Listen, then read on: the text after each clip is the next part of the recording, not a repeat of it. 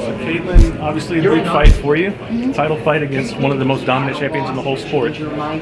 This week, have the nerves kind of ramped up any, or are you calm, cool, and collected? Yeah, I mean, usually like all my fights, I really don't get any like nerves or butterflies till like pretty much in the locker room, because I'm always like, I don't know, it doesn't feel like I'm fighting this week. It doesn't feel like it. Even coming here in fight week, and you know, I know this is like, you know, the biggest fight of my life, title fight, but everything's kind of the same. I'm pretty routine with what I do during fight week, so yeah, I mean, I feel excited. I'm not nervous, but I'm sure in the locker room we'll get a little butterflies. But right now I feel good and calm. Yeah, I heard the story about you kind of wishing something would happen on the way there. Yeah. It's funny because like I kind of said that, I was like, oh, I'm just joking, and then everyone's like, she has anxiety before fights. I'm like, well, okay, I definitely, like, part of me always jokes around. I say it all the time. I'm like, what if like the bus got hit, no one got hurt, but we like all couldn't go to the fight? I'm like, oh, that would be nice, you know. But obviously, like, I'm like joking, like 95% joking, but there's that 5% you're like, well, maybe it'd be kind of nice, and you'd be able to pull out right now and not, you know, no, it wouldn't be you pulling out, but most of that's just joking. Yeah. Right, for sure. So how would it feel for you, like, you know, coming in, all the talk is all about Valentina. Everybody expects her to just post do this one and go on to the next one and continue on building up, you know, more title defenses.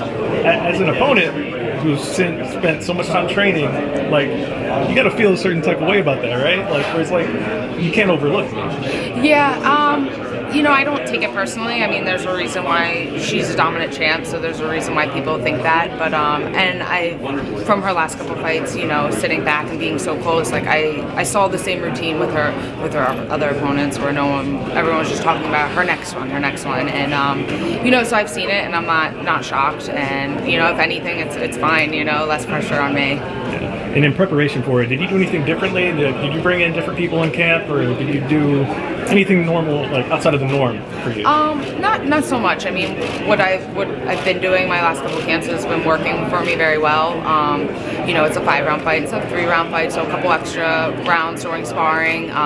You know, just sparring lefties. I have a really good, actually, like kind of like a hidden gem at Henzo Gracie, a young kid that's like 18, but he's really good at Muay Thai, and so I've been training with him a little bit more. But other than that, I mean, we're just kind of the same thing as I normally do. Absolutely. And how does it feel to share not only, you know, a title opportunity, but to be on the same card as like a John Jones, another dominant champion? Like, yeah. Does that add to, you know, the excitement and getting ready for this fight? Yeah, it's definitely cool. I mean, even like, you know, for me, you know, being completely honest, like most people don't know who I am, and then like people that don't really know the sport but kind of know some things, like everyone, even if you don't follow the sport, like everyone knows John Jones. So to be like, you're on the same card with John Jones, like, wow, that's really good. I'm like, yeah, I'm fighting for a title, but if they don't understand and don't follow it, it kind of just makes it like a bigger deal. So it's kind of cool for, you know, for other people to recognize that.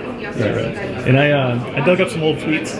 I went back. I actually did that for everybody for this, but I found some tweets from you, you know, just like when you were talking about just being excited to watch UFC, like, you know, missing work and stuff like that, just be able to watch UFC. What would you tell that person back then? Like, hey, I'm about to fight for the title. Like, what would you go back and tell that person?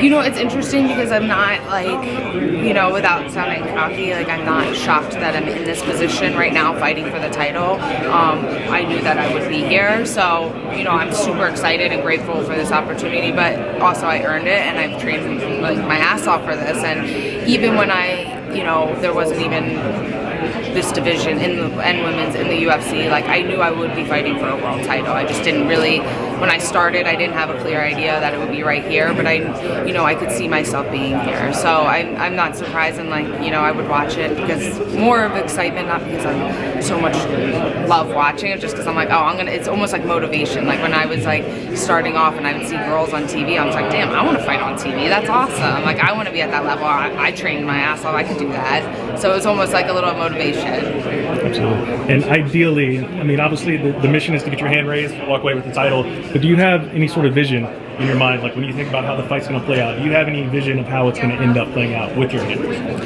You know, honestly, I visualize a lot, and I visualize myself winning this in many different ways, because I feel like you don't want to just be strict in one way. It's 5 rounds, and a lot of things can change in those rounds. So yeah, I just visualize like myself winning in all different types of scenarios, so that way I'm prepared. Best of luck. Thank you.